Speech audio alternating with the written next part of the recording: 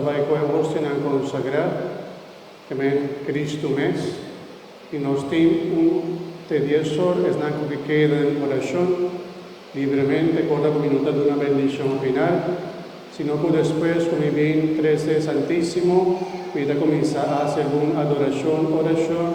e depois livremente nos por queda até 10 horas da noite, como está bem guarda Santíssimo Bec, por da manhã, 5 horas de madrugada, tiene caminho de cruz entre 3 paróquias, Santa Maria, Sufisan y Quartil, está sale 5 horas de madrugada, por de misa de Santa Maria,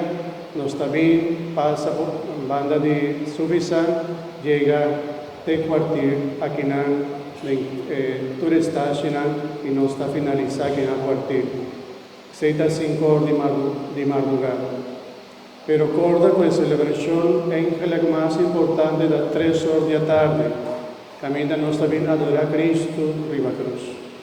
Yo digo, un buen venir para nos seguir compartir con Cristo Jesús y la nos queda, si vos por queda de oración, queda reza,